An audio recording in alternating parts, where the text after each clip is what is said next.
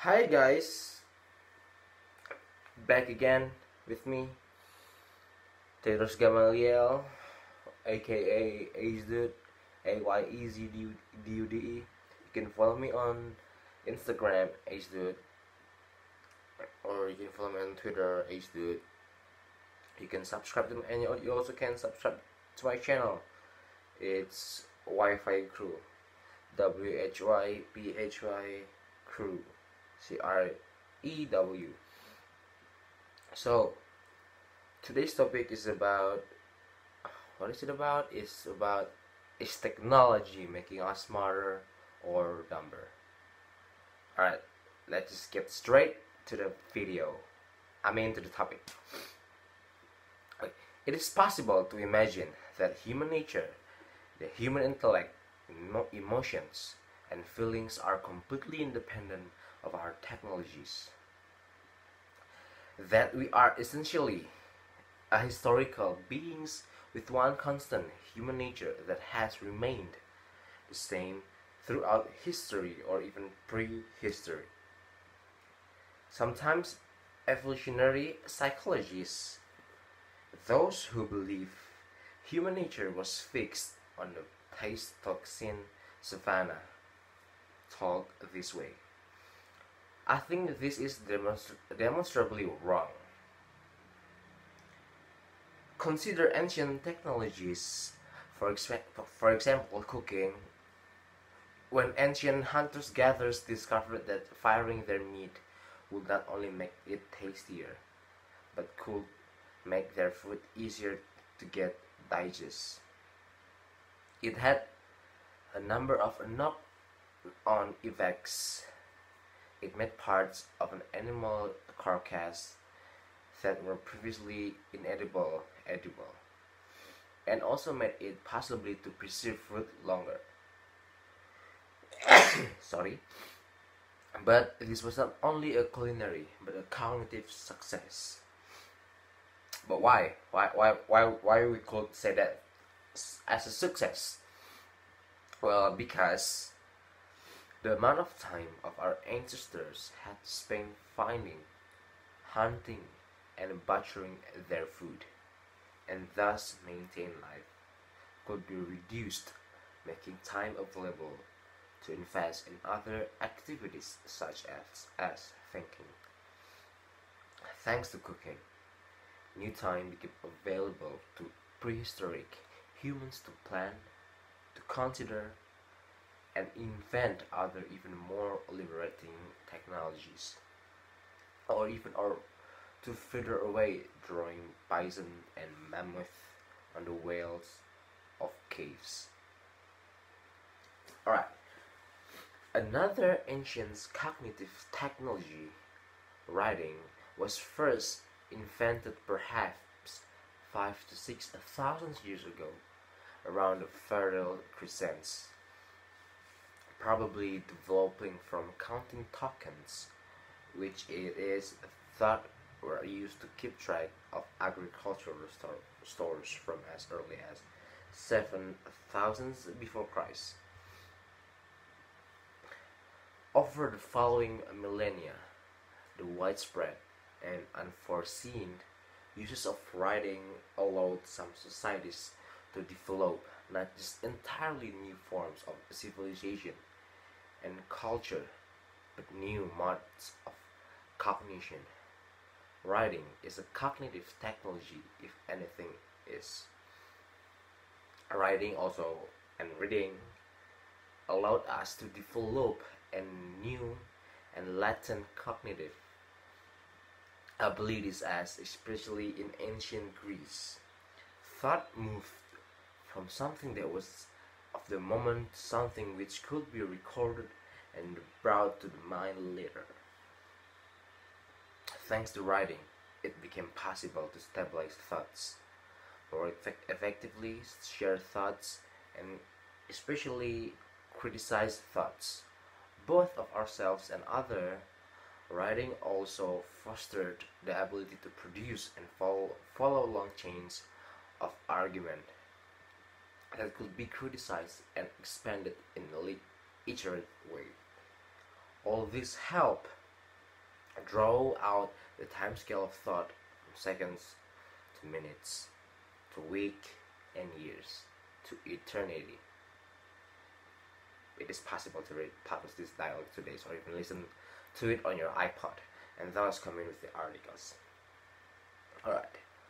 Writing allowed us to ever more effectively redirect and reinvent our cognitive abilities. Many think a particular inawareness of mind we take for granted today is in forms of imaginative projection were only really made possible by writing. So, cognitive technologies I have given two examples have freed up Tournament's cognitive fabric, giving us the time and the leisure to turn our minds away from the brute exigencies of life and towards more liberating things, as well as tools to extend, restructure, and amplify certain modes of thinking. Writing, especially by offering human beings new facility to shape and mold our cognitive abilities, changed the nature of human beings. We became, in a novel sense, self-creators. This raises questions. If technology can do all this to change the way we think for better, might it not similarly work for ill? According to Nicholas Carr, the author of The Shallows, How the Internet Changing the Way We Think, written in 2010, the Internet is such a technology. It may appear as a technology to help us to find information we need and increasingly to connect with others, but it actually functions as an engine of distractions geared up not to help us find what we need to know or maintain a train of thought, but to distract, dissipate, and frustrate us.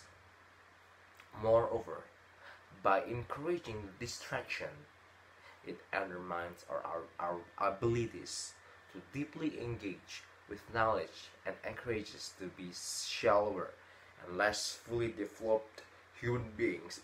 Let us look at some of his examples. Take hypertext. Research appears to show that if you read the very same text of a screen using hypertext rather than from a book, you will read slower, more forgetfully, and you will have a poorer sense of the overall meaning of whatever you were reading. Indeed, reading through web browsers, you also are likely to finish reading a whole article at all, but have to jump off to do something else, such as check email or play a game. The superficial and distracted style of reading is engenders in only amplified by the modern tabbed browsers, which encourages us to open many windows to track what we think we might be interested in. Opening tabs may feel like it helps us keep track of other avenues we may follow up later. Yet, researchers suggest most of us never read most of the tabs we open or read no more than a few lines from each. Indeed, we often forget whatever we're looking for in the first place. Or take what is now a fundamental technology of the internet, Google search. Google Trends to trump any other research technology we might use to locate information because it is just so useful, and yet it has a number of structural failings. It is highly selective of some sources of others, and often they are not most reliable. It also leaves information that we might be interested in out of return search results, and is fairly easy to bias by the unscrupulous. Some of the prominent results it produces are merely sponsored content that conduct the unwary to whatever distractions advertisers have paid for. It customizes itself to our apparent interests and thereby creates a sort of bubble around us, filtering out much of that which we might want to know about. Indeed, Google increasingly uses profiling information to try to guess what its user might want to see based on their search history, thus creating a sort of individualized, pre-filtered bubble around them. This service is something most of its users are unaware of and may have unfortunate effects in eventually filtering or relevant information, which does not accord with a user history up until now. Okay, Carr claims these are essential problems because Google's basic financial models work by distracting us from whatever it was we thought we were looking for to whatever it may be that Google advertisers would like to pay for. Google searches, Carr claims, has this tendency towards distraction written into its DNA. It is inherently an engine of distraction. In short, Carr represents the internet as a dissipator of knowledge that is ultimately poised to undermine the autonomy of our minds.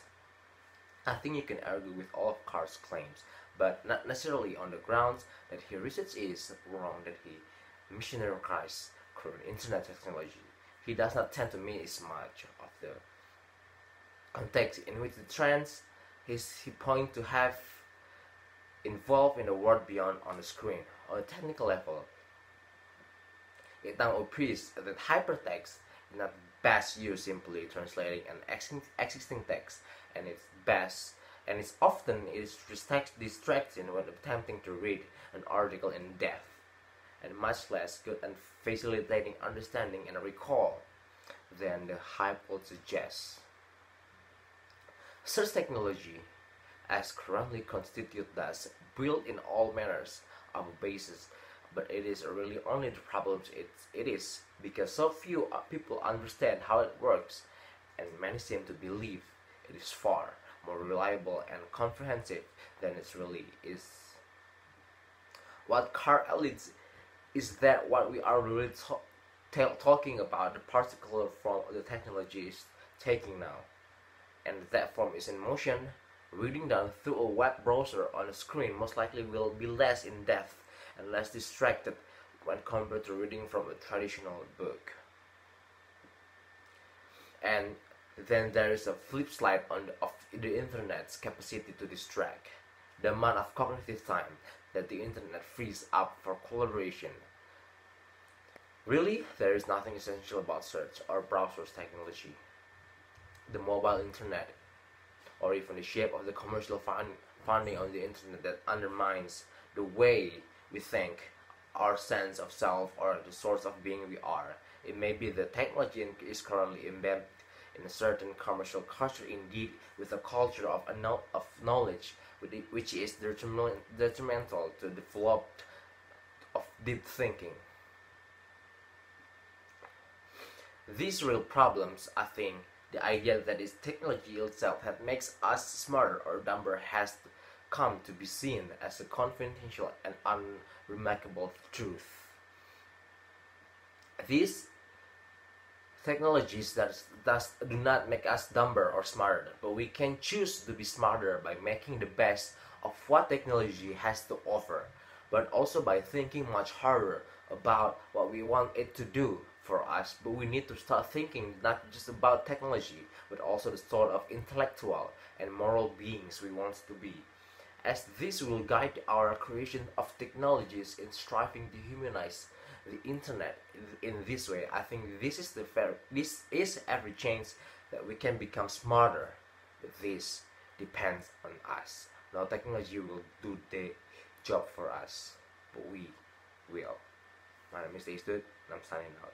Peace.